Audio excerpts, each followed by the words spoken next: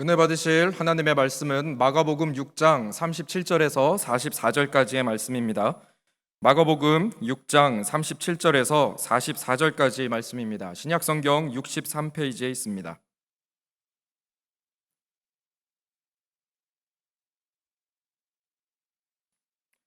마가복음 6장 37절에서 44절까지의 말씀을 합독하시겠습니다. 대답하여 이르시되 너희가 먹을 것을 주라 하시니 여짜오되 우리가 가서 200데나리온의 떡을 사다 먹이리이까 이르시되 너희에게 떡 몇 개나 있는지 가서 보라 하시니 알아보고 이르되 떡 5개와 물고기 2마리가 있더이다 하거늘 제자들에게 명하사 그 모든 사람으로 때를 지어 푸른 잔디 위에 앉게 하시니 때로 100명씩 또는 50명씩 앉은지라. 예수께서 떡 5개와 물고기 2마리를 가지사 하늘을 우러러 축사하시고 떡을 떼어 제자들에게 주어 사람들에게 나누어 주게 하시고 또 물고기 2마리도 모든 사람에게 나누심에 다 배불리 먹고 남은 떡 조각과 물고기를 12바구니에 차게 거두었으며 떡을 먹은 남자는 5,000명이었더라. 아멘. 오늘 저는 마가복음 6장 37절로 44절까지 말씀을 중심으로 예수님의 마음이라는 제목으로 하나님 말씀 나누기 원합니다. 같이 한번 해보실까요? 예수님의 마음. 사람이 사람의 마음을 이해하면 그 사람에 대해서 나쁜 점보다는 좋은 점을 보게 됩니다. 한 교회에서 있었던 일입니다. 장로님 한 분이 너무너무나 성도님들을 사랑하고 하나님을 사랑해서 대표 기도를 하는데 세상에 대표 기도를 40분 하시는 거예요. 그러니 성도님들이 얼마나 졸리겠습니까? 대표 기도 끝나고 설교하려면 대부분이 주무시는 거예요. 그 목사님이 머리를 쓰셔가지고 그 장로님이 기도할 때는 제일 끝에 마무리 기도로 옮겼습니다. 그날 열심히 설교하고 은혜 받고 마무리 기도를 장로님이 하시는데 장로님 특징이 창세기부터 계시록까지 기도를 늘 하고 하셨어요. 태초에 하나님 창조하셨습니다. 노아의 홍수, 바벨론 심판 막 이렇게 하셨는데 그날 어떻게 하실까 걱정됐습니다. 장로님이 막 기도를 하는데 아이고 그날 또 40분을 기도하셨어요. 눈을 떠보니까 모든 성도가 다 집에 가버렸습니다. 목사님하고 단 둘이 남았습니다. 아니 목사님도 어디 갔습니까? 그랬더니 목사님이 아까 노아 홍수할 때 다 쓸려 내려갔습니다. 그러시더라고요. 사랑하는 성도님들, 그 장로님이 하나님 얼마나 사랑하는 그 마음을 이해하면 좀 이해할 수 있을 것 같습니다. 우리가 사람끼리도 마음을 이해하면 그 사람을 만날 때마다 편하듯이 오늘 예수님께서 이 오병이어라고 하는 기적을 베푸시면서 두 가지 말씀을 하십니다. 여기 계신 모든 분들이 우리 예수님의 말씀을 따라 주님의 마음을 품고 주님과 한 코드를 맞추셔서 한 주 동안 승리하시기를 주의 이름으로 축원드립니다. 첫 번째로 우리 예수님께서는 이렇게 말씀을 하십니다. 너희가 먹을 것을 주라. 같이 한번 따라해 보실까요? 시작. 너희가 먹을 것을 주라. 우리 주님께서는요 오병이어의 기적을 베푸시면서 너희가 먹을 것이 있으면 먼저 주라고 말씀하십니다. 사랑하는 성도님들, 이 교회를 방문해 보면은요 항상 퀴즈, 성경 퀴즈 할 때 내는 문제가 있습니다. 우리가 알고 있는 신약에 4가지 복음서가 있죠. 마태복음, 마가복음, 누가복음, 요한복음. 이 4가지 복음서에 동일하게 똑같이 다 등장하는 기적이 있는데 그 기적은 무엇일까요? 정답 오병이어입니다. 오병이어. 그러니까 오병이어는 초대교회부터 지금 이 순간까지 너무너무나 귀중한 그러한 기적이요 성경에 기록된 사건입니다. 목사님 왜 이렇게 그 말씀이 중요하길래 얼마나 중요하길래 사람들이 이렇게 중요시 여기십니까? 이렇게 말씀드릴 수 있을 것 같아요. 예수님이 배를 타고 한적한 곳에 가셨습니다. 근데 웬일입니까? 수많은 사람들이 예수님 만나려고 기다리고 있었습니다. 그 장면을 보사 우리 예수님께서는 37절에 너희가 먹을 것을 주라 이렇게 말씀을 하십니다. 그런데 우리 주님이 그 전에 어떤 마음이 들었냐면 성도들을 보자 불쌍한 마음이 들었습니다. 말씀을 들어온 그 백성들을 보자 국률한 마음이 들었어요. 34절에 보면 이런 말씀이 나옵니다. 목자 없는 양 같음으로 불쌍히 여기사. 같이 읽어볼까요? 시작. 목자 없는 양 같음으로 불쌍히 여겼다는. 그러니까 이 고대 근동의 양들은요 목자가 지켜주지 않으면 살 수가 없습니다. 이리때가 오면 이리가 다 잡아먹기 때문에 목자는 눈을 부릅뜨고 양들을 돌봐야 됩니다. 그런데 하나님을 믿는 백성들, 예수를 기다리고 있는 백성들이 먼저 나와서 앉아 있는 모습을 보니까 우리 예수님 마음속에 야, 목자가 없는 양하고 똑같구나라는 불쌍한 마음이 들었다는 것이죠.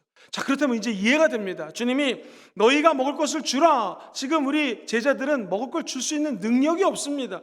그런데 이제 오병이어의 기적이 일어나기 전에 우리 예수님은요, 먼저 육체적인 필요를 가지고 온 백성들인 것을 알고 있었습니다. 주님, 나 다리가 아파서 왔어요. 치료해 주세요. 주님, 요즘 경기가 어려워요. 경제적으로 좀 축복해 주세요. 다 이런 육신의 필요를 따라 온 백성들에게 예수님은 먼저 치료를 주거나 물질적인 축복을 주기 전에 하나님의 말씀을 강해하십니다. 설교하십니다. 사랑하는 성도님들, 오늘 기도 제목 응답받기 원하시는 분들은 아멘 해볼까요?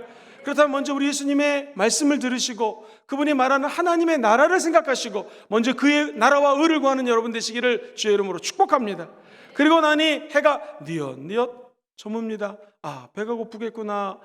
제자들에서 얘기합니다. 예수님, 이 성도들이 배가 고픕니다. 이제 더 있으면 우리가 먹을 것을 드릴 수 없기 때문에 각자 집으로 가라고 하는 것이 좋을 것 같습니다. 그때 우리 주님께서 이렇게 말씀하십니다. 너희들이 먹을 것을 줘라. 그때 제자 중에 한 사람이 머리가 너무나 똑똑했습니다. 주님, 여기 있는 사람이 약 5천 명인데 이거 다 먹이려면은 200데나리온의 돈이 필요합니다. 한 데나리온은 한 사람이 열심히 일해서 하루 버는 일당입니다. 만약에 10만 원이라고 치면은 200데나리온이면 약 2천만 원이 필요합니다. 오늘날 빵 2개하고 우유 하나 사면 4천 원입니다. 5천 명 먹이려면 4, 5, 20, 2천만 원 드는 거하고 똑같습니다. 자, 그런데 우리 예수님 앞에 제자들이 아무리 생각을 해도 먹일 수가 없습니다. 물론 돈도 갑자기 모을 수는 없겠지만 더 큰 문제는 지금 이 빈들에 가서 살 편의점도 없고 이마트도 없고 슈퍼마켓도 없다라는 것입니다. 그때 우리 주님은 그걸 모르고 했던 말이 아닙니다. 너희가 먹을 것을 주라. 이 말씀 속에는 주님의 마음이 담겨져 있는 것이죠. 저 힘들고 어렵고 힘든 우리 백성들을 너희들이 좀 불쌍히 여겼으면 좋겠다라는 것입니다. 예수님께서 불쌍히 여겼다, 이 말은 영어로는 compassion이라고 합니다. 이 말이 재밌어요. compassion은 come이라는 단어와 passion이라는 단어가 합쳐졌습니다. come은 함께 다 같이 그런 뜻이고요. passion은 두 가지 의미가 있습니다. 첫 번째, 순환, 고난, 아픔 이런 뜻이 있어요. 저 백성들이 이렇게 고난을 당하고 있으면 배가 고프고 힘들면 너희들도 그 마음을 같이 한번 긍휼히 여겨봐라 라는 뜻입니다. 두 번째, come, 함께라는 뜻이고요. passion은 열정이라는 뜻입니다. 너희들이 이 하나님의 나라가 잔치가 베풀어지고 은혜를 받고 변화받는 이 시간에 저 사랑하는 백성들이 오늘 열정을 가지고 하나님께 나가오니 그 열정을 좀 함께 나누기를 원한다라는 하나님의 마음이 담겨져 있는 것입니다. 사랑하는 성도님들, 여기서 우리는 깨닫는 것이 있어요. 인간의 계산하고 우리 예수님의 계산은 틀린다라는 것입니다. 시편 139편 16절 이하에 보면 이런 말씀이 있습니다. 너무너무나 신묘막측하게 하나님이 나를 창조하셨는데 더 놀라운 것은 엄마 아빠가 사랑을 나누기 전에, 즉 엄마의 뱃속에서 내가 내 형질이 이루어지기 전에 주의 눈이 나를 보셨으며 내가 태어나기도 전에 하나님은 나의 생명책에다가 나의 일생을 다 기록해놨다고 성경은 이야기합니다. 하나님은 우리의 모든 것들을 다 알고 계시고 우리의 미래가 어떻게 될 것까지 다 알고 계십니다. 시편 기자는 이야기합니다. 하나님의 사랑이 너무나 그 수가 많고 놀라워서 내가 수를 세려고 하는데 셀 수가 없습니다. 저 여러분들이 해운대 바닷가에 나갔습니다. 모래알보다도 더 하나님의 생각과 하나님의 사랑이 많기 때문에 인간의 생각으로 계산할 수가 없습니다. 이런 뜻입니다. 사랑하는 성도님들, 우리 생각하고 예수님 생각이 틀립니다. 너희들이 먹을 것을 주라 했을 때 우리 주님의 생각은 200데나리온 2천만 원이 없는 거 나도 알고 있다. 그런데 저 사랑하는 나의 성도들의 어려움을 너희도 한번 느껴보면 어떻겠니? 라는 주님의 메시지가 담겨져 있습니다. 제가 긴 얘기를 좀 짧게 줄여서 하나 글을 읽어드리겠습니다.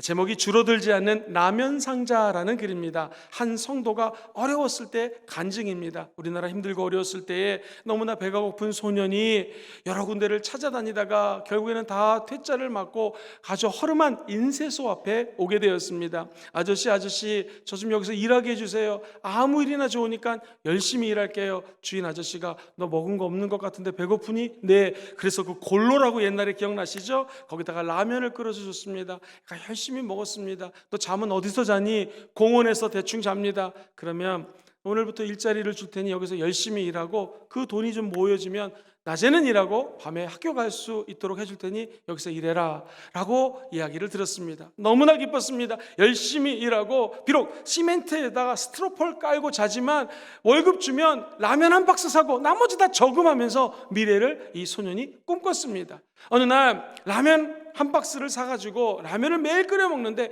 딱 손을 넣었더니 2개밖에 없는 거예요. 그래가지고 하나를 끓여 먹고 다음날 다시 먹으려고 손을 딱 넣는데 또 2개밖에 없는 거예요. 그 다음날도 또 2개 남은 거예요. 또 2개 남은 거예요. 이게 오병이어인가? 그렇게 생각을 했답니다.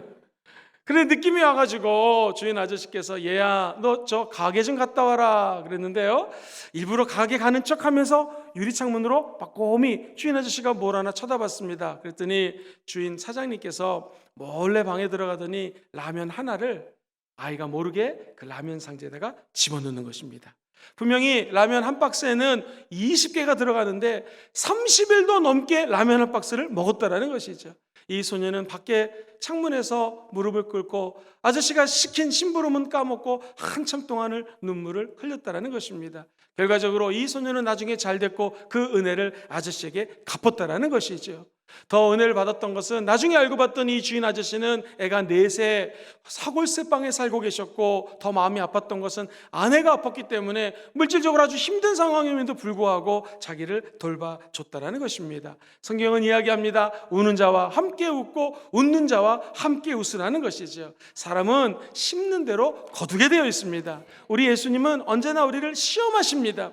중학생, 고등학생들 시험 싫어하지만 중간고사, 기말고사 쳐야지 실력이 늘어납니다. 대학교에서 학생들을 시험 치지 않으면 학생들이 듣고 깨닫지는 모르지만 자기 것으로 그 지식을 소화해내지 못합니다. 반드시 중간고사, 기말고사 또는 레포트를 써내게끔 해야 되는 것이죠. 마찬가지입니다. 오늘 신앙이 자라기 원하시는 분들은 아멘 해볼까요? 주님께서 우리에게 시험하십니다. 너도 저 백성들을 한번 긍휼히 여겨보지 않겠느냐, 네가 가지고 있는 것들로 한번 먹여보지 않겠느냐라고 말씀하십니다. 사람의 계산 방법이 아닌 하나님의 마음을 품고 세상을 바라보면 우리 주변에 힘든 사람들이 보이게 될 것입니다.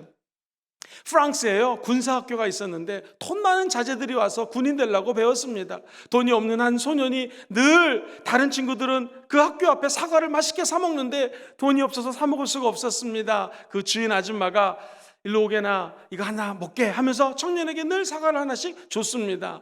시간이 흐르고 또 지났습니다. 어느 날 장교 한 명이 딱 나타나갖고, 할머니 이제 30년이 지났기 때문에 그 아주머니가 할머니가 됐습니다. 사과 하나 주세요. 돈을 딱 내고 사과를 먹는데 야, 사과가 꿀맛입니다. 그랬더니 그 할머니께서 말씀하시기를, 그럼 우리 집이 독특한 집입니다. 30년 전에 여기서 사과 먹는 그 소년이 지금 나폴레옹 황제가 되었습니다. 그랬더니 그 장교가 얘기합니다. 그분이 돈이 없어서 할머니가 늘 공짜로 줬다면서요? 아닙니다. 늘 돈을 주고 사 먹었습니다. 왜 그러냐면 황제의 폐하에게 조금이라도 누가 될까봐 할머니께 말씀하셨습니다. 그러자 갑자기 그 얘기를 듣는 순간에 이 장교가 사과를 딱 땅에 놓고요, 그리고 벌떡 일어나서 할머니의 손을 잡고 무릎을 꿇었습니다. 할머니, 저 기억나세요? 제가 바로 그 소년 나폴레옹 황제입니다. 그리고 자기의 얼굴이 그려져 있는 그 말을 한 보따리 갖고 와가지고 이 돈을 사용할 때마다 저를 꼭 생각해 주세요 라고 돈을 드렸다는 것입니다. 사랑하는 성도님들, 지금 우리 눈에 볼 때는 아무것도 아닌 사람들이 보일 수 있습니다. 회사에 가면 나보다 밑에 있는 사람들, 한참 후배들, 연약한 사람들, 저 사람 뭐 하겠어 하는 분들이 보일 수 있습니다. 교회학교 아이들, 쟤네가 언제 크겠어. 그러나 먼 훗날 10년 뒤, 30년 뒤, 50년 뒤 우리나라의 대통령이 나올지도 모릅니다. 부산시장, 경남 도지사, 모든 하나님의 놀라운 리더십들이 우리 교회학교를 통하여 나오게 될지 저는 확신합니다.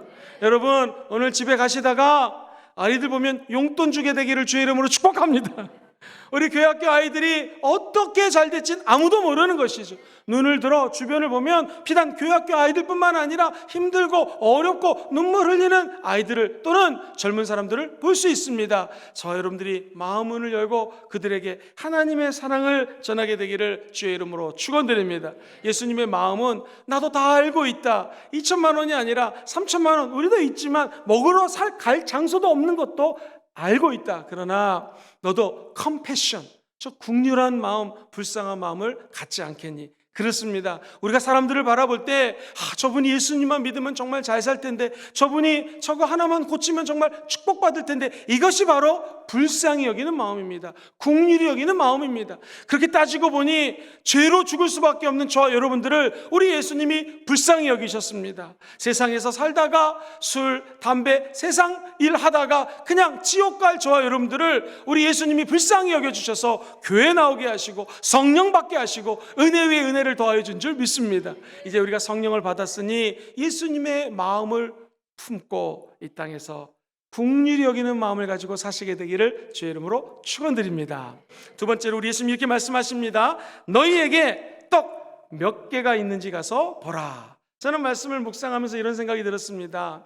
이 제자들이 예수님의 마음을 전혀 모릅니다. 그러니 예수님이 조금 더 쉽게 설명해 줍니다. 200데나리온 나도 안다. 그런데 요 녀석라고 혼내는 것이 아니라 이제 그렇다면 떡이 몇 개 있는지를 한번 알아봐라. 그때 안드레라고 하는 하나님의 귀한 제자가 이렇게 보고를 합니다. 예수님, 여기 찾아보니 한 어린 소년이 갖고 있는 도시락이 있는데 우리가 잘 알고 있는 보리떡 5개 그리고 물고기 2마리 5병이어가 있습니다. 그랬더니 예수님께서 그 말씀을 듣자 그 아이를 부릅니다. 그리고 그 도시락을 예수님의 손 위에 올려놓습니다. 이것이 끝이 아닙니다. 우리 주님은 그 손을 들어서 하늘을 향하여 축사하셨다고 성경은 이야기합니다. 헬라어 원어로는 저 축사하는 것이 한번 따라해볼까요? 감사기도. 시작. 감사기도했다라는 것. 아마도 이렇게 기도했을 것입니다. 주님, 어린 소년의 오병이어 도시락을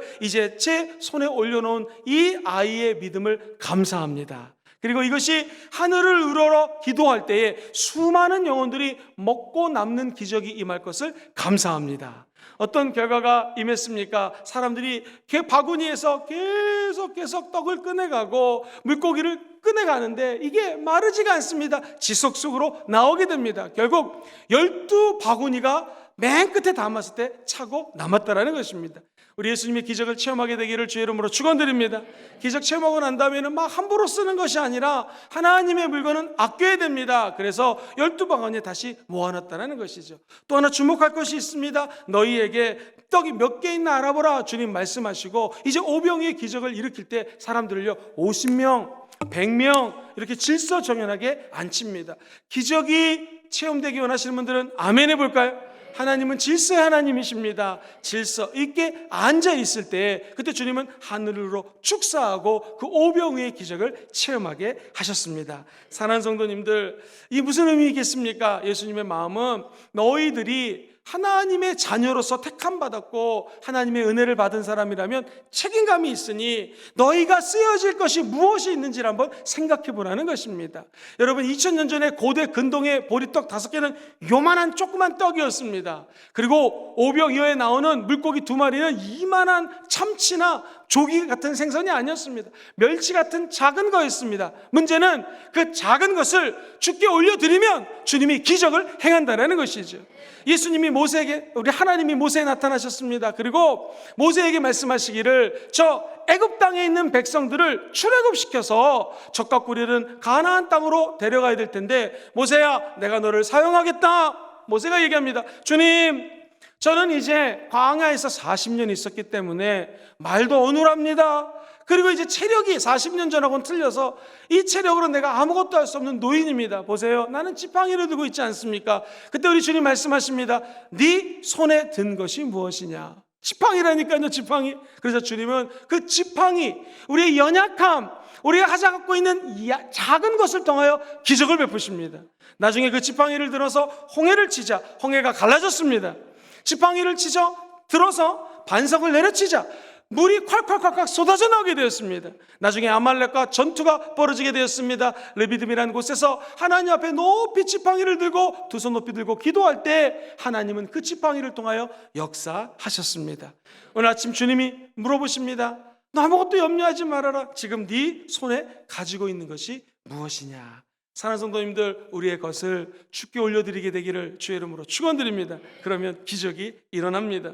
엘리야 선지자가 사르밧 과부를 찾아갑니다. 너희 집에 있는 게 뭐냐? 저희 집에는요 떡이 없습니다. 떡 달라고 하지 마세요. 이만큼 밀가루 남았고 기름 조금 남았습니다. 그랬더니 엘리야 선지자는 그것을 요구합니다. 그때 이 사르밧 과부가 얼른 가서 밀가루로 반죽을 합니다. 그리고 기름칠을 해서 떡을 만듭니다. 놀라운 일은 그 집에 떡이 끊기지 않고 기름이 끊기지 않는 기적을 체험하게 됐다는 것입니다. 사랑하는 성도님들, 이 말씀을 오해하면 목사님 헌금하라는 거 아닌가? 아닙니다. 물론 내가 아끼는 물건, 물질 올려드리는 거, 이 오병의 기적을 체험하는 방법이겠죠. 시간이 우리에게는 돈입니다. 시간이 소중합니다. 우리가 아끼는 그 귀한 시간을 하나님 말씀 있는 데 투자하십시오. 하나님께 기도하는 데 쓰십시오.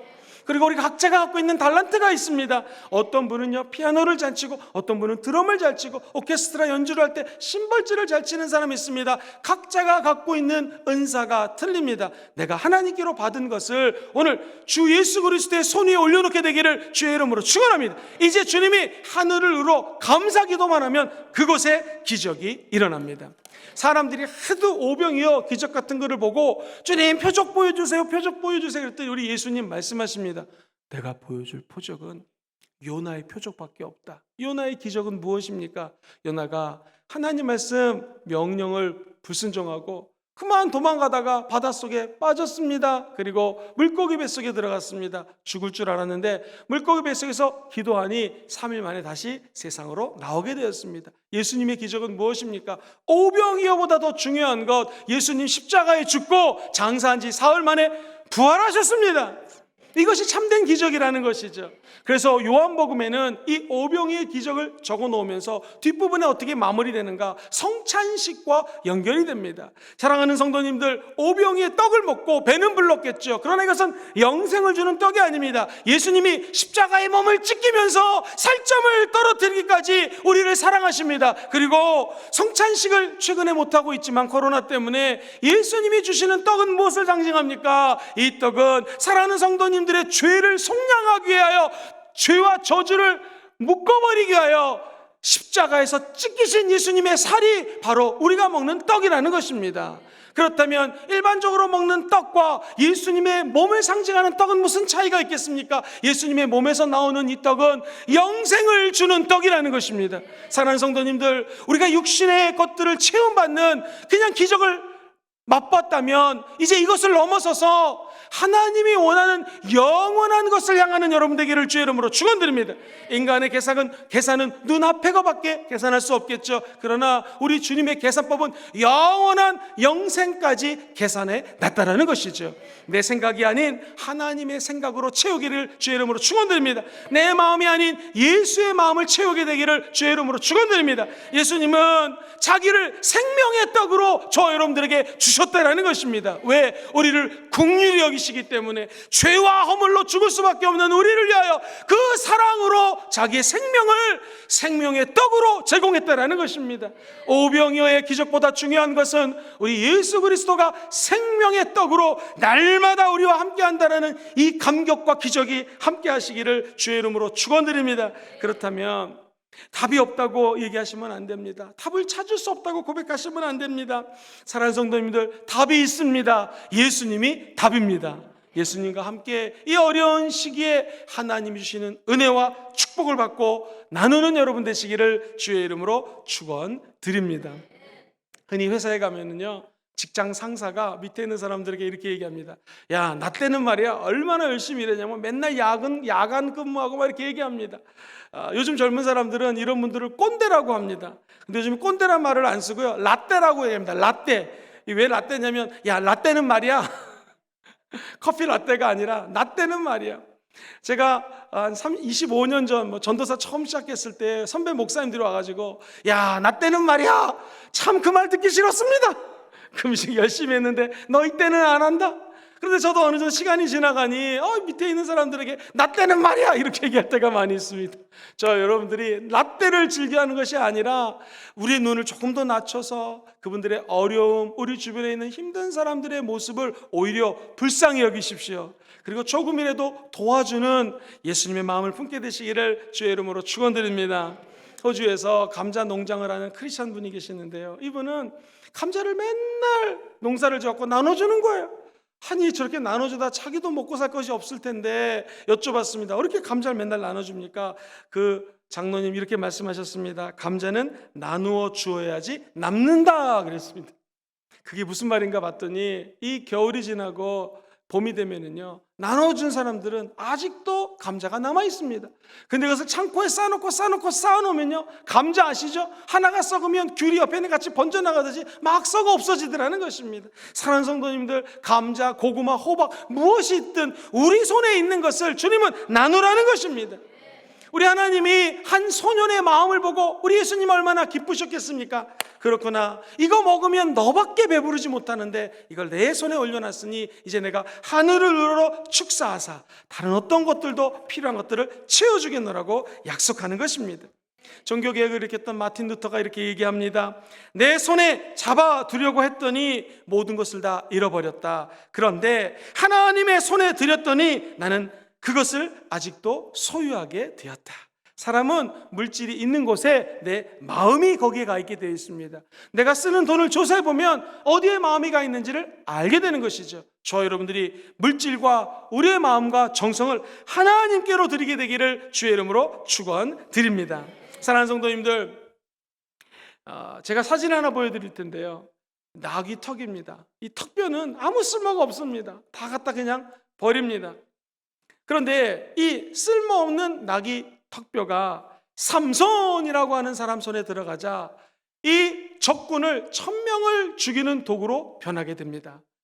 저 여러분들이 저 쓸모없는 나귀 턱뼈 같은 인생입니다. 그러나 우리의 부족함, 연약함, 내가 받은 이 부족한 것들을 우리 예수님의 손에 올려놓게 되기를 주의 이름으로 축원드립니다. 그러면 하나님이 저 나귀의 턱뼈를 가지고 수많은 기적을 행했던 것처럼 예수님은 저 여러분을 통하여 수많은 영혼들을 구원하고 긍휼히 여기는 기적을 체험하게 하실 것입니다. 사진 하나 더 보내드리겠습니다. 이것은 우리가 잘 아는 물맷돌이라는 것입니다. 고대 근동에서는 저 검은색 마치 마스크처럼 보이는 주머니에다가 돌을 하나 집어넣고 저 끈을 가지고 돌립니다. 그리고 사냥하는 그 동물들이나 짐승을 향해 던지는 것으로 저 물맷돌을 사용했습니다. 그런데 아무리 보셔도 갑옷을 입고 있는 골리앗이 저거 마저 죽겠습니까? 안 죽는 것이죠. 그런데 저 물맷돌이 다윗 손에 올라가니, 정확히 얘기하면 성령님이 다윗의 손을 주관하니까 그 앞에 거대한 갑옷을 입은 골리앗이 맞아 죽어 넘어지는 것입니다. 우리도 마찬가지입니다. 우리는 저 물맷돌보다도 연약합니다. 그러나 성령님의 손에 우리의 모습이 다 담겨지게 되기를 주의 이름으로 축원드립니다. 그러면 우리를 통하여 수많은 기적이 일어나게 될 것입니다. 원수 마귀가 우리 앞에서 꼬꾸라지는 기적이 나타나게 될 것입니다. 모세의 손에 들렸던 지팡이 아무것도 아닙니다. 그러나 성령이 역사하면 마른 막대기에서도 싹이 나고요, 지팡이를 통해서도 기적이 일어나게 될 것입니다. 오늘 여기 계신 모든 분들이 하나님 말씀하십니다. 감당할 수 없다고 생각하지 말고 네가 감당할 것이 있으면 감당하라는 것입니다. 하나님의 사랑을 받은 제자들이여, 너희들이 책임질 것은 게으르지 말고 책임을 지라는 것입니다. 목사님, 이거 어떻게 가능합니까? 한번 따라해 볼까요? 성령 충만하면 됩니다. 성령 충만한 사람은 하나님이 나에게 주신 몫을 감당할 수 있는 은혜를 베풀게 될 것입니다. 여기 계신 모든 분들이 오직 성령의 기름 부으심을 사모하셔서 우리 주님의 마음을 품고 이 세상을 나가 하나님께 칭찬받고 사람에게 칭찬받는 백성들 되시기를 주의 이름으로 축원드립니다. 작은 것이라도 우리 주님께 드려서 사용하시도록 한다면 나에게도 유익이 되고 수많은 사람들에게도 기적이 일어납니다. 우리 모두 주님의 손에 올려진 오병이어가 되기를 주의 이름으로 축원합니다. 주님의 마음을 이해하시고 주님의 마음을 흡족하게 해드리게 되기를 다시 한번 주의 이름으로 축원합니다. 그러면 고귀한 인생이 되어서 오늘 성경에 나온 이 어린아이처럼 하나님과 사람들에게 칭찬받고 주목받는 하나님의 사람이 될 것입니다.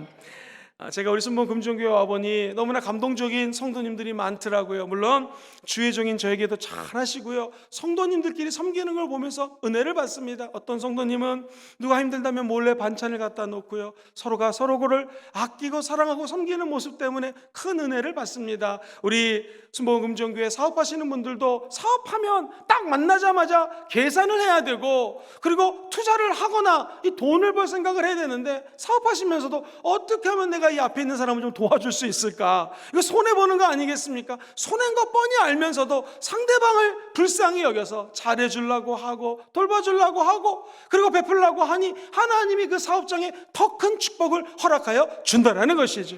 오늘 우리가 아끼는 거, 우리가 귀중하다고 생각하는 것들을 다른 사람의 손이 아닌 하나님의 손에 우리 예수님의 올려놓게 되기를 주의 이름으로 축원드립니다.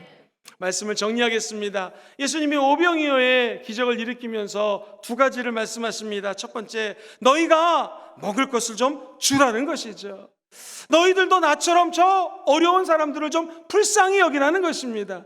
이게 사람의 힘으로 안 됩니다. 제자들은 아직 성령 받지 않았기 때문에 그게 무슨 말인지 몰랐습니다. 성령 받은 우리들은 모든 영혼들을 불쌍히 여기고 저 영혼들도 예수 믿고 구원받는 날까지 복음 증거하시기를 주의 이름으로 축원드립니다. 두 번째, 예수님 말씀하십니다. 그렇다면 알겠다. 너희에게 떡이 도대체 몇 개 있는지 가서 좀 알아보라 하십니다. 큰 거 아닙니다. 보리떡 5개 있습니다. 물고기 2마리 있습니다. 우리가 열심히 노력하고 애를 쓰면 주님의 놀라운 은혜와 축복이 저와 여러분과 함께하게 될 줄 믿습니다. 축복이 여러분과 함께 있을지어다. 한 가지 예화를 들고 같이 한번 찬양할 텐데요. 주님의 기쁨 되기를 원하는 찬양할게요. 아담 그란트라고 하는 유명한 교수가 있어요. 이분은 하버드 대학교 심리학과를 수석으로 졸업합니다. 그리고 이 교수님들이 제일 부러워하는 게 종신 교수 되는 건데, 와튼 스쿨이라고 하는 세계적인 대학에 무려 31살 젊은 사람이 종신 교수가 됩니다. 뭘 의미합니까? 탁월하신 분이에요. 이분이 책을 적었는데 책 제목이 Give and Take입니다. 주고 받기라는 책인데 85페이지에 이런 말이 나와요. 애플을 크게 일으켰던 그 회사의 리더가 사람들을 보면 나는 뭘 도와줄까, 뭘 줄까라고 고민을 한다라는 거죠. 그러자 그 회사가 잘 됐다라는 것입니다. 그 책에서 이렇게 얘기를 합니다. 사람을 성공한 사람을 아주 주도 면밀하게 조사했더니 3가지래요. 첫째, 탁월한 재능이 있는 사람, 그런 사람들이 있죠. 재능이 뛰어나가지고 성공하는 사람. 두 번째, 남들은 모르지만 엄청 노력하는 사람들이 있어요. 노력형, 이분들이 나중에 성공한다라는 거죠. 세 번째는요, 이 신기한 기회를 잡는 사람이 있습니다. 내가 부장으로 승진해야 되는데 지금 현재 부장이 너무 잘해요. 또 부장 후보가 많아요. 근데 웬일입니까? 이 부장들이 다른 회사로 스카우트 당해서 갑니다. 그래서 내가 당연히 부장이 되겠죠. 이 기회가 좋은 거예요. 찬스가 좋은 것입니다. 이런 3가지 부류의 성공한 사람들을 주도 면밀하게 예의주시해서 관찰을 했더니 이 3가지 부류의 사람들 기저에 근본의 뿌리가 있었는데, 그냥 이렇게 잘 돼서 성공한 것이 아니라 똑같은 뿌리가 하나 있더랍니다. 그게 뭐냐면 주는 마음이라는 기버. 이 책에서는 사람을 3가지로 유형으로 분류했습니다. 첫 번째는요, 주는 사람, 기버고요. 두 번째는요, 받는 사람, 테이커예요. 맨날 받기만 하는 사람. 그리고 세 번째는 매초라고 표현했습니다. 내가 요만큼 받았으니까 요만큼 줘야지. 찬진이가 나에게 요만큼 밥 사줬으니까 나도 우리 찬진이한테 밥을 요만큼 사줘야지. 이건 매초라는 것이죠. 그런데 하나님이 성공한 사람들을 조사해봤더니 정확하게는요, 기버, 주는 사람들이 우리가 볼 때는 노력해서 기회가 좋아서 타이밍 때문에 뭐 이렇게 된 것 같다고 생각하지만 그 마음속에는 주는 마음이 있었다라는 것입니다. 사랑하는 성도님들, 한번 따라해볼까요? 나는 이래봬도 주는 사람입니다. 물질이 아니라도 됩니다. 시간을 주시고 우리가 갖고 있는 달란트를 하나님께 드리는 오병이어의 성도들 되시기를 주의 이름으로 축원드립니다.